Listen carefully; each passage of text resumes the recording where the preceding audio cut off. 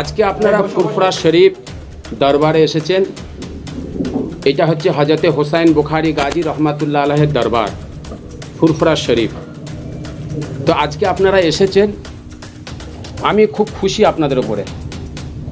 কেন আপনারা এসেছেন একটা প্রশ্ন বাংলার মানুষের কাছে, আমার দাদা পীরের মুরিদ মোতাকিন ভক্তবিন্দু, আমার ফলোয়ার যারা ভালোবাসে আমাকে, 5 পীর হুজুরদের ভালোবাসে, আমাদের সকলকে ভালোবাসে, সবাইয়ের মধ্যে একটা প্রশ্ন জেগে গেছে।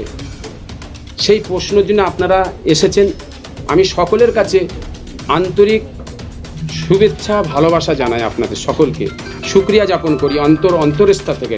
এবং এই দরবারের মুজাদ্দেদে জামানের দরবারের খাস করে তানার ইজ্জত সম্মানকে সামনে রাখার জন্যে আমি আপনাদের কাছে কৃতজ্ঞ এবং খুব খুশি হলাম।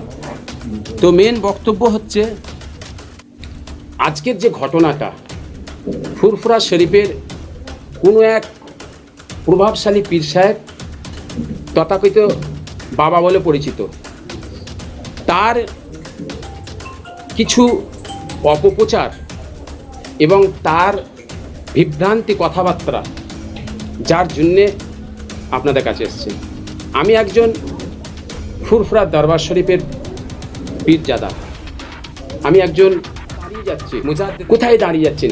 বিজনেস ব্যবসা করতে গেলে বহুত ভুল বিভ্রান্তি থাকে, বিভিন্ন রকম থাকে। আমার সঙ্গে তাল লড়াই, ব্যবসায়িক লড়াই, তার সাথে আমার লড়াই। আজকে আমার প্রশ্ন, এই ব্যবসাটাকে আজকে আমি ব্যবসা করছি বলে কোনো প্রভাবশালী ক্ষমতা দেখিয়ে আমার ব্যবসাটাকে সমাজে একটা প্রতারক বলে প্রচার করে দেওয়া হলো। আমাকে কোনো একটা রাজনীতিককে সামনে রেখিয়ে খেয়াল করিয়ে আমাকে, মানে যাতে আমি সমাজে একটা নোংরামো আমার বদনাম হোক, সেইটাকে খেয়াল করে এটা বাজারে ছড়ানো হয়েছে। তাই আজকে আমি, আমাদের যিনি লয়ার আছেন, এই লয়ার হচ্ছে আমাদের কলকাতা হাইকোর্টের লয়ার ইনি, এবং দিল্লি সুপ্রিম কোর্টেরও লয়ার। তার সাথে সাথে আরও লয়ার আছেন আমার দিল্লিতে, ওনারা আসতে পারেননি। আমার কলকাতার লয়ার আছেন এবং আমার পাশে আছেন, ডান দিকে আছেন আপনার হচ্ছে সিআইবি একটা সংস্থা এবং সমাজের কাজ করে। ইনি আমার পাশে দিল্লিতে বহু ধরনের যেইভাবে যে প্রতারণা করা হয়েছিল, যেইভাবে এই বাবা হাজার হাজার টাকা দিয়ে, হাজার হাজার টাকার বিনিময়ে আমার বদনাম করার জন্যে আমাকে কিভাবে মাটির সাথে মিশানো যায় সেই প্ল্যান করে দিল্লিতে যে প্ল্যান তৈরি করেছিল, যেই প্ল্যানটার জন্যে আজকে এই ভাইয়েরা যদি আমার পাশে না থাকতো, আর আমার সত্যতা কাগজ যদি আমার পাশে না থাকতো, তাহলে আমি আপনাদের সমাজে একটা মিথ্যে হয়ে যেতাম। ভালো করে বুঝতে সিআইবি আমি যখন নামি, এই সিআইবি এরা সব বেসিক্যালি ক্রাইম নিয়ে কাজ করে, ক্রাইম নিয়ে, সমাজে যা ক্রাইম হয় সেটা নিয়েই কাজ করে। এই সিআইবির নিজস্ব প্যানেল লয়ার ওখানে আছে, সেই প্যানেল লয়ার এবং এই গ্রুপটা মিলে এরা তো বাইরে কিছু করতে পারবে না, যা করেছে অফিসিয়ালি লিগালি পুলিশ এবং কোর্টকে মুভ করিয়েছে। যে ওয়েস্ট বেঙ্গলের চিফ নারায়ণ বিশ্বাস কিভাবে আপনাদের কাছে যে আসলো, কিভাবে লিগ্যাল ব্যাটেল কামারপুকুরে একটা অফিস আছে সিআইবির। নমস্কার, আমি নারায়ণ বিশ্বাস, ও আর চিফ ওয়েস্ট বেঙ্গল সিআইবি। আমার কামারপুকুর হুগলিতে আমাদের একটা অফিস আছে। ওই হুগলিতে আমাদের ডিস্ট্রিক্ট সেক্রেটারি আছে রেয়াজুল মল্লিক। উনি আমাকে একদিন ফোনে জানায় যে এরকম একটা মিথ্যা কেসে একজনকে বদনাম রটানো হচ্ছে, হুজুর নাজিমউদ্দিনের নাম বলে। তো আমি তখন দিল্লিতে আমাদের যে সিনিয়র আছে ডক্টর অ্যাডভোকেট রাধা পরিহার, সুপ্রিম কোর্টের সিআইবি অ্যাডভোকেট, ওনাকে ঘটনাটা জানানোর পরে এখন এই মুহূর্তে লিগ্যাল প্রসেসে চলছে। কোর্ট সঠিকভাবে বিচার করছে এবং লিগ্যাল প্রসেসে আমাদের কাছে যে রিপোর্ট এসছে সম্পূর্ণ নির্দোষী, এনাকে মিথ্যাভাবে ফাঁসানো হয়েছে। না, তাই আজকে আমার যে ব্যাপারটা, আপনাদের প্রশ্ন, আজকে যে আমার নামে বদনাম দিয়েছে, 18 লক্ষ টাকা আমি প্রতারণা করেছি, আজকে আমি তাকেই প্রশ্ন করতে চাই, আমি যে 18 লক্ষ টাকা প্রতারণা করলাম, তোমার পাশে তোমার বোনের ছেলে, তোমার ভাগনা, তোমার বাড়ি, আজকে যদি তুমি আমাকে ভাগনা না মনে করো, তোমার বাড়ির ছেলে যদি না মনে করো, তোমার বোন নেই, তোমার বোনের ছেলে নয় যদি মনে করো, কমসে কম তুমি তো একটা পীরজাদা হিসাবে একটা সততা হিসাবে, সমাজের সততা হিসাবে সত্যটা তোলা দরকার ছিল। আপনারা বলবো সত্যটা তোলা দরকার ছিল। তাহলে আজকে যে মানুষটা আমার 18 লক্ষ টাকা প্রতারণা করেছে, আমি আমার যে 80 লক্ষ টাকা নিয়ে আমার সামানপত্র নিয়ে চলে গেল, এবং তার বিরুদ্ধে আমি কালনা পিএস, কালনা কোর্ট, তার নামে আমি অলরেডি এফআইআর করেছি, সেই সমস্ত প্রতিকারটি দেখালো না। সকলকে নমস্কার। আজকে এখানে আসতে আমি বাধ্য হলাম, যা এই ফুরফুরা শরীফের তো একটা সম্মান আছে, এই সম্মানটা থুতু ফেলে যেমন নিজের গায়ে পড়ে, সেরকম একটা ঘটনা এখানে ঘটেছে। একটা মিথ্যা প্রবঞ্চনা উপরে দাঁড়িয়ে কিছু রটনা রটিয়ে ফেলা হয়েছে। ঘটনা হয়েছিল 2022 সালের মার্চ মাস। আবরাজ সিদ্দিকী বলে দিল্লির এক বাসিন্দা, আমির খান বলে বিহারের এক বাসিন্দা, আরেকজন তাদেরই একজন পার্টনার, সেও বিহারের বাসিন্দা, এনার সঙ্গে মিট করে কলকাতায় বসে কথাবার্তা হয়। কোভিডের পরবর্তী সময় আপনারা জানেন বিজনেস হোক সব কিছু একদম সমস্ত তছনছ হয়ে গেছিলো। উনি অনেকগুলো বাচ্চা মানুষ করেন, সেই সময়ে অনুদানও খুব কম আসছিল। ওনাকে কেউ বা কারা সৎ বুদ্ধি দেন যে ঠিক আছে, এখানে একটা পুরনো কারখানা পাওয়া গেছে, সেই পুরনো লোহাগুলো যদি আপনারা এই ডোনেশনের টাকায় কিনে নিয়ে এটা আপনি একটু বেশি দামে বিক্রি করতে পারবেন, তাহলে আপনার একটা সুরাহা হয়, সংস্থাটাও চলতে পারে। সেই মতো কিছু মানুষের উপর নির্ভর করেছিলেন, যেহেতু উনি বিজনেস অতটা বোঝেন না, এটা একটা টোটালি কমার্শিয়াল ম্যাটার। যাদের উপরে নির্ভর করেছিলেন তারা এনাকে ডুবিয়েছে। যখন দেখা গেল ওনার একটা অনুষ্ঠান চলছে, এখানকার 12 দিনের একটা কোনো অনুষ্ঠান চলছিল, সেই সময়ে এই দিল্লির পার্টিরা 80 লক্ষ টাকার টোটাল স্ক্রাপ ধাত্রীগ্রাম থানার আন্ডারে, ধাত্রীগ্রাম ফ্যাক্টরিটা ধাত্রীগ্রাম কালনা থানা আন্ডারে সমস্ত প্রোডাক্ট নিয়ে চলে যায়। তার আমি দেখিয়ে দিচ্ছি। ডিলটা হয় ক্যালকাটায় রফি আহমেদ কিউআইডের হোটেলে বসে 1 মাস ধরে। তাহলে প্লেসটা বেঙ্গল, ফ্যাক্টরি বেঙ্গল, দিল্লিতে কী করে হয়, কেন হয় সেটা বলছি। ইনি যখন এটা কমপ্লেন করলেন যে এনার মাল নিয়ে বেরিয়ে চলে গেছে, ইনি না টাকা পাচ্ছে না কোনো কিছু পাচ্ছে, কাউকে ধরতে পারছে না, তখন উনি 23/6/2024 তারিখে কালনা থানায় একটা কমপ্লেন করে যে তার সঙ্গে এইসব ঘটনা ঘটেছে। তাকে বাদ দিয়ে তার অজান্তে এবং রীতিমতো ওয়েট করে তার রিপোর্ট আমি দেখিয়ে দিচ্ছি, মাল নিয়ে বেরিয়ে যায়। এই কমপ্লেনটা করার পর অপোজিশন পার্টিরা একটু নড়ে চড়ে বসে, তারা আলোচনা করে মিটাতে চায় ব্যাপারটা।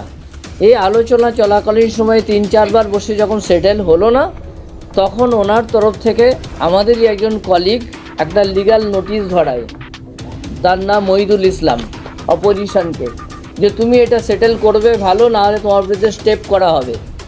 এই নোটিশটা 2024 সালে যখন সার্ভ হয়, ও এই নোটিশের হাত থেকে বাঁচার জন্য হঠাৎ করে সারিতা বিহার থানাতে একটা এফআইআর করে দেয় ওনার নামে। আপনারা নিশ্চয়ই জানেন, যদি ফ্যাক্টরি এখানে হয়, বিজনেস ডিল এখানে হয়, 1 মাস ধরে কলকাতায় থেকে কথাবার্তা ফাইনাল হয়, ট্রানজাকশান কলকাতা হয়, তাহলে দিল্লিতে কি করে এফআইআর হয়? এটা কোর্ট, দিল্লির কোর্ট এটা ধরেছে, অবজারভেশনে দিয়েছে যে এই মামলা কি করে দিল্লিতে হয়। তারপরে যখন আমরা জানতে পারি, আমরা আবার ঘুরিয়ে কালনা থানাতে এই পুরনো কাগজের ভিত্তিতে এবং পুরনো কমপ্লেনের ভিত্তিতে কালনা থানাতে ওই ব্যক্তিদের বিরুদ্ধে অনেকগুলো সেকশন দিয়ে এফআইআর করা হয়েছে। শুধু তাই নয়, কালনা কোর্টে এই যে 80 লক্ষ টাকা মেরে নিয়ে চলে গেল, তার বিরুদ্ধে একটা সিভিল স্যুটও করে দেওয়া হয়েছে কালনা থানাতে, সিভিল স্যুট নাম্বার 52/2025। এই হলো আসল সত্য ঘটনা। এবং এনাকে ফলসলি মান সম্মান হানি করার জন্য এই কাহিনীটা করা হয়েছে। এর পেছনে একটা গভীর চক্রান্ত, যেটাকে ওই ভদ্রলোকদের দিয়ে, যারা দিল্লির বাসিন্দা আছেন, বিহারের বাসিন্দা আছেন। এবং ফর্চুনেটলি একটা ঘটনাও আছে, এই যাদের বিরুদ্ধে আমরা এফআইআর করেছি বা যারা এই ঘটনার সঙ্গে যুক্ত, তাদের একজন অলরেডি সাক্ষী হওয়ার জন্য চলে এসছে, তার নাম সমীর খান। সে এই কেসে হুজুরের হয়ে সাক্ষী দিতে রাজি হয়ে গেছে। যারা আমাদের এফআইআরে আছে, আমাদের সিভিল স্যুটেও আছে, যারা আবার ওর কেসেও আছে, দিল্লির কেসের। এ হলো ফ্যাক্ট। ওনাকে একেবারে ব্যক্তিগত আক্রমণ, ব্যক্তিগতভাবে ধসিয়ে দেওয়ার জন্য এই মামলাটা করা হয়েছে। যা যা বলা হলো, এবার আপনাদের মাল নিয়ে যাওয়ার রসিদগুলো দেখায়। মাল তো আর এমনি এমনি বেরোয় না, ফ্যাক্টরি থেকে চালান করে মাল বেরোয়। এরকম 80 লক্ষ টাকার মাল চালান করে নিয়ে চলে গেছে ওনার অজান্তে।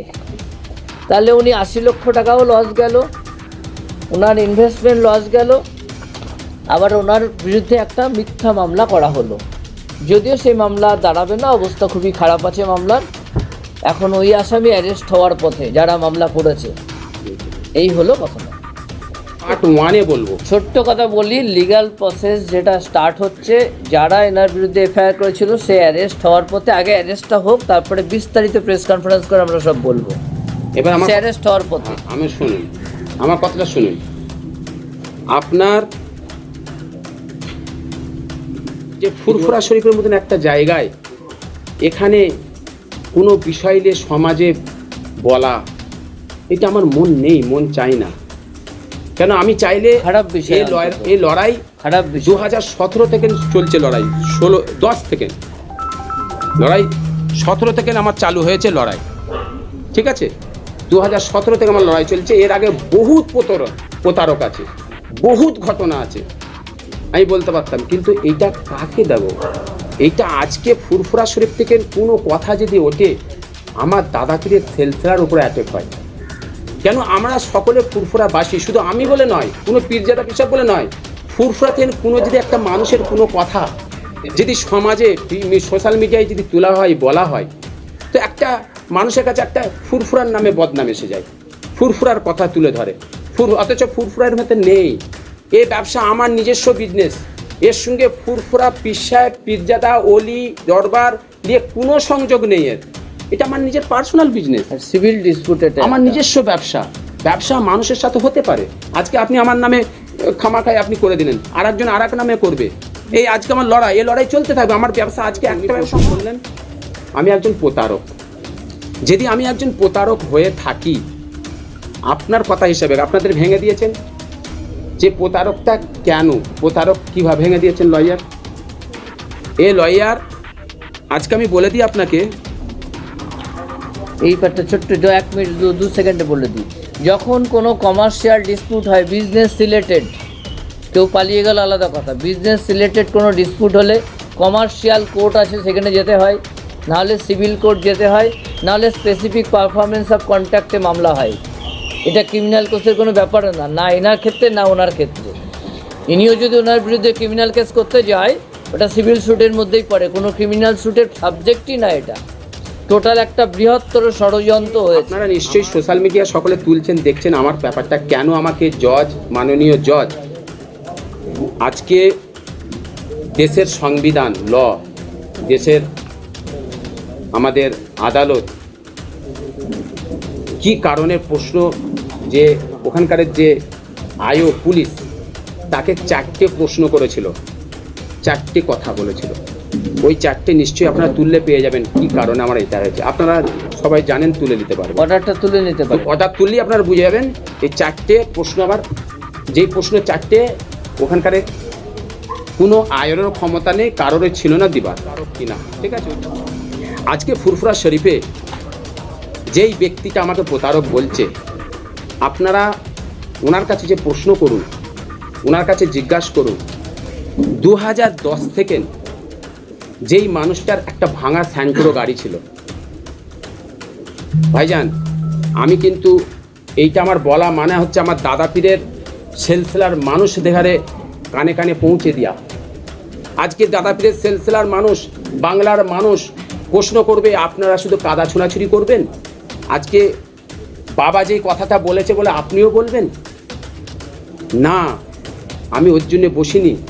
আজকে আমাকে যেভাবে মানে প্রতারক বানানো হয়েছে, আজকে যেভাবে আমাকে সমাজকে নষ্ট, বিজনেস ব্যবসা করতেই পারে, আমি তার পাশের বাড়ি, তার বাড়ির লোক, তার বোন, সে তার ঘরে এসে আমাকে যদি একবার জিজ্ঞাসা করতো যে ভাই কী ব্যাপারটা, জিজ্ঞাসা তো করতে পারতো। কেন? আমার বাড়ি তো ফুরফুরা শরীফ বেলপাড়া, এটা একটা মহল্লা।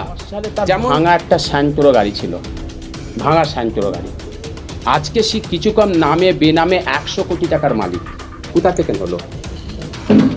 কোনো জলসা করে একটু 1 মিনিট এক্ষুনি আমার কথা বলতে দেন। জলসা করে কেউ এত টাকার সম্পত্তি হতে, আপনারা গিয়ে দেখে নিতে পারেন তার বাড়ি ঘর নামে বেনামে। এই প্রুফ কিন্তু আমি দেবো দ্বিতীয় পার্টি। আজকে শুনে রাখেন, এটা চ্যালেঞ্জ। কেন আমার দাদা পীরের সেলসেলার যে ক্ষতি করবে এ বান্দা তার পিছনে সবসময় থাকবে মত পর্যন্ত। আমি জানি সে আমাকে মেরে দেবে, সে আমাকে ধুমকি দিয়েছে। আমার বাড়িতে এসে আমার কাছে তারও প্রুফ আছে, প্রুফ ছাড়া কথা বলছি না। আমার কলার ধরে আমাকে এখানে মারতে এসেছিল 2-3 জনকে নিয়ে আমার বাড়ির সামনে। আমার ক্যামেরা লাগানো আছে, তার খেয়াল নেই, তার সেই ধানে মাথায় ছিল না যে এখানে ক্যামেরা লাগানো আছে, ভিডিও আছে। আমার কলার ধরে আমাকে মারতে এসেছে, আমাকে কত গালাগালি করেছে, ফোন করে গালাগালি করেছে। আমার মা, তার বোন লাগতে জিগার ছোট হুজুর পীর কেবলা রহমাতুল্লাহ আলার মেয়ে, ওনার বোন নিজে যে ওকে মানুষ করেছে, যে ওনাকে মানুষ করেছে, যার বাড়িতে আজকে তার শৈশবকালে তার নোংরামি কাপড়গুলো সে আমার আম্মাজান পরিষ্কার করেছে, তাকে বড় করেছে। সেই আম্মাজানকে কি বলতে জানেন আমাকে বলছে তোর জন্ম ঠিক আছে।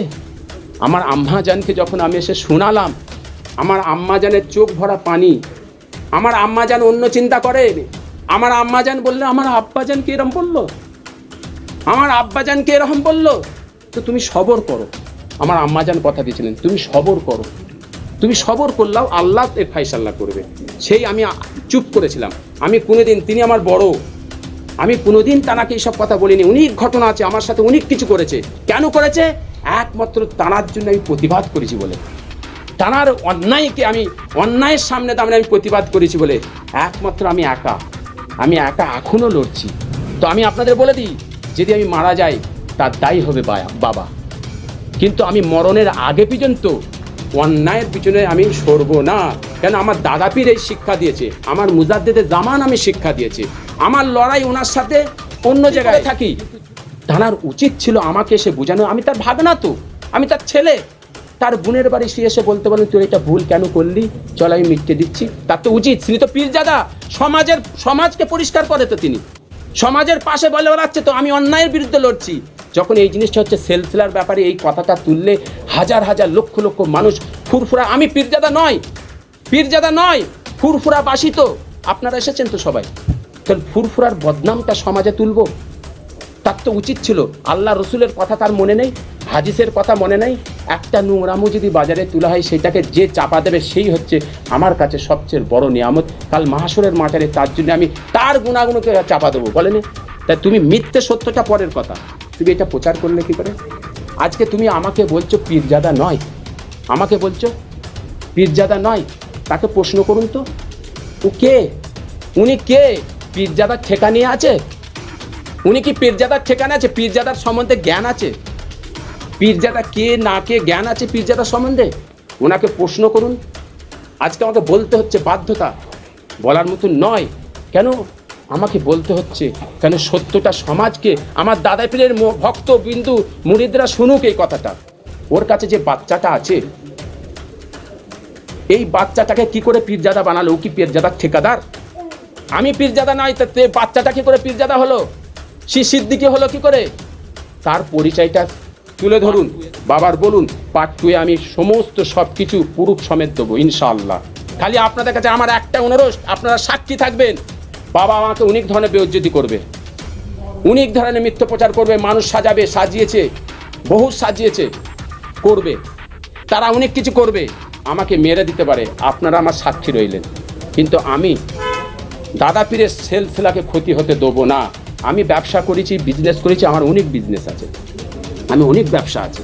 আজকে প্রতারক বলছে আমাকে 2010 থেকে, সে হচ্ছে তার প্রতারণা একটা ধারা একটা করে যদি বলতে থাকি হবে। তার যে দরবারটা আছে না, এই দরবারে সালিশ হয়, খোঁজ নিয়ে দেখবেন, জিজ্ঞাসা করে দেখবেন, সালিশ হয়। এই সালিশটা কাদের হয় জানেন? বিবাহ বিচ্ছেদ করা হয়। গ্রামবাসী ফুরফুরাবাসীকে জিজ্ঞেস করুন। ফুরফুরার মানুষ হচ্ছে খুব ভালো মানুষ। ফুরফুরার মানুষ চাই না দাদা পীরের কোনো কথা বাইরে তোলা, ওই জন্য সব চুপ থাকে, জুবানকে চুপ করে রাখে। আমি জানাবো প্রুফ সমেত। প্রুফ সমেত আপনাদের জানাবো। আমার দাদা পীরের ভক্তরা আমার কাছে প্রশ্ন করলে আমি সব জানাবো। আজকে কি করছেন, একটা প্রশ্ন। 1 মিনিট করবেন, আমি দুটো এই কথা বলে দিই, সেটা করে দিই। এই হচ্ছে রামপাড়া দক্ষিণডি নারী ঘটিত মান প্রুফ সমেত আমার কাছে, আমি আপনাদের জানাবো। সময়ের অপেক্ষা করুন। সময়ে 6 লক্ষ টাকা, 6 লক্ষ টাকা যেই মানুষটাকা, হ্যাঁ পাখি কি মাছ খায়, সব পাখি মাছ খায়, মাছ রাঙার দোষ হয়। সব পাখি মাছ খায়, মাছ রাঙার দোষ হয়, ভাই যেটা বললো। 1 মিনিট দাঁড়ান। আজকে 6 লক্ষ টাকা যেই মানুষটা ফুরফুরার প্রত্যেকটা মানুষ জানে, 10 টাকার কাজে যদি কেউ পায় তার বাড়িতে জুতো ছিঁড়ে ফেলে। আজকে আমি এখানে চ্যালেঞ্জ দিয়ে বলছি, ওনাকে জিজ্ঞেস করে দেখবেন, ওনাকে বলবেন এই 6 লক্ষ টাকা যদি ওনার প্রুফ দিতে পারে আমি তার ডবল টাকা ওনাকে দেবো। এবং ওনাকে এইটাও বলবেন প্রুফ সমেত আমার কাছে আছে 15 লক্ষ টাকা ওনার কাছে আমি পাবো। ওই 15 লক্ষ টাকা চাওয়ার জন্যে উনি আমাকে 6 লক্ষ টাকা চেপে রেখেছে। এটা আমার সাথে একা নাই, কয়েকশো মানুষের সাথে ফুরফুরা ভাইয়ের সাথে করেছে। কেউ যদি টাকা পায় চাইতে যায় তাকে এমন চাপ দেবে, এমন কিছু বলবে, সে অটোমেটিকলি চুপ হয়ে যাবে। এরকম বহুত ঘটনা। এই যে হাইকোর্টের একজন লয়ার, উকিল, কি নাম ওনার, উনি কি বলছে জানেন? আলী আফজাল সাহেব বলছে যে এই বাবা হচ্ছে মেয়ে কেলেঙ্কারিতে, মেয়ের পাচারকারী আছে, আমার কাছে প্রুফ আছে। উনি যদি সত্যিকারের পীরজাদা হয় ওই লয়ারকে ধরতে বলেন, কেস করুক, কেস করে প্রমাণ দিক। নাজিয়া ইলাহি ওপেন বলছে আমার সাথে কথা হয়েছে, আমি বলবো না আগে, আমি প্রুফ দেবো। পার্ট 2-এ কথা হবে এগুলো, এরপরে পার্ট 2-এ বলবো। এই নাজিয়া আলী কেসটা, নাজিয়া ইলাহি যেটা, আমি জানি নাজিয়া আলী কী আছে না আছে, আমি অতি যাচ্ছি না। ওর উপরে আমারও আছে, সবাইয়ের আছে, সব আছে, আমি আছি। কিন্তু যেই ঘটনাটা ঘটেছে, সেই ঘটনাটা যে ঘটেছে, এই ঘটনাটা মিথ্যে, উনি প্রমাণ দিয়ে দিক। নাজিয়া ইলাহির নামে এটা করতে বলেন। দ্বিতীয় কথা হচ্ছে উনি বলুক 24 পরগনা আপনার এরিয়ায় যত ভাটা আছে সব ভাটাওয়ালার কাছে চলে যাবেন, জিজ্ঞেস করবেন। প্রত্যেকটা ভাটাওয়ালার কাছ থেকে 20,000 টাকা করে নিয়েছিল। আমি জানি কিছু ভাটার এখনও ইটের ব্যবসা হচ্ছে, চলে যান, ইটের ব্যবসা করছে। ওনার বিজনেস তো বলার শেষ নেই। আমি বিজনেস করেছি বলে তুমি আমার কথাটা কিভাবে বললে, সমাজকে বলে দিলে। আমাকে চিটিংবাজ থেকে, প্রতারণা থেকে শুরু করে, আমি ফুরফুরার কেউ নয় থেকে শুরু করে, আমি সকল করে, আমি দাদা পীরের মুরিদ দেখারে আমি অনুরোধ করব, আমার বাড়ি যারা বলছে তার পাশেই আমার বাড়ি। দয়া করে যদি আপনারা সুন্নাতে রসুলের ওপরে থাকেন, যদি নবীর দেতে থাকেন, রসুলের সুন্নাতের উপরে থাকেন, অতি অবশ্যই আমার আল্লাহ রসুল বলছেন যাচাই করে জিজ্ঞাসা করে। পশ্চিমবাংলার মানুষ জানে, আপনি আপনার ভাঙড় থেকে শুরু করে পশ্চিমবাংলার কোনে কোনে জিজ্ঞেস করেন ফুরফুরা শরীফের চিটিংবাজ বাবাটা কে, মাচান বাবা, মাথায় রাখবেন। আমাকে তো উনি বলেছে উজল থেকে, ফুরফুরাতে বলছে উজল থেকে নেবে, আপনি যাকে জিজ্ঞেস করবেন চিটিংবাজটাকে প্রতিবাদ করেছি অন্যায়ের বিরুদ্ধে। আমি কিন্তু আমার ব্যবসা বা উনার ব্যবসার বিরুদ্ধে আমি কোনো কথা বলিনি। কেন? উনিও ব্যবসা করে, আমিও ব্যবসা করি। ডানকুনিতে খুঁজলেন কত ব্যবসা করছে। নিউ টাউন রাজারহাটে চলে যান, আপনি এতে চলে যান, আপনার হচ্ছে আটঘরায় চলে যান, ওনার হোটেল আছে, যা আছে সব খোঁজ নেন, ব্যবসা করছে। আমিও ব্যবসা করি। সোনার দোকানে চলে যান, ভগবতীপুর, নবপুর, মশা জঙ্গলপাড়ায় চলে যান, সোনার বিজনেস করছে উনি, সোনার ব্যবসা করে। প্রুফ আমার কাছে আছে, প্রুফ সমেত দেবো। পার্ট 2-এ পাবেন, পার্ট 2-এ পাবেন, সব পাবেন। কথা বুঝেছেন তো? তাই আজকে আমি শেষ একটা কথা বলে আমি শেষ করে দেবো। শেষ একটা কথা আমি আপনাদের শেষ করে বলে দেবো। আমি ভুল করতে পারি, আমি একজন মানুষ, আমি একজন পীরজাদা হতে পারি, আপনারা যে যেমন আমাকে মনে করেন, কিন্তু আমি একটা মানুষ, একটা ভালো পরিবার। চা খাচ্ছে আর গুটটা খাচ্ছে আর মোবাইলে এরকম করছে। আপনি দেখে নেবেন রাত্রিরে 10টার পর থেকে এই বাবাকেই দেখতে পাবেন, এই উজল থেকে শুরু করে, বেলপাড়া থেকে শুরু করে, তালতলাহাট থেকে শুরু করে যত আছে প্রত্যেক মোড়ে মোড়ে ওই চা খাচ্ছে আর এরকম করছে। আমি বলবো না রাতের অন্ধকার আপনারা এসে দেখে যাবেন। আমি মিথ্যে বলছি কি সত্যি বলছি, রাতের অন্ধকারে দেখে নেবেন। এরপরে দাদা পীরের সেলসেলার ক্ষতি হতে দেবেন না। আমি আছি, যারা আমার সাথে আছে আমার থাকবেন। আমরা একটা টিম তৈরি হতে চাই, আমরা অনেক পীরজা পীর সাহেব মিলে আমরা একটা টিম হতে চাই। টিম হয়ে দাদা পীরের সেলসেলার যাতে ক্ষতি না হয় সেই দিকে আমাদের সকলকে লক্ষ্য হতে হবে। এবার আমি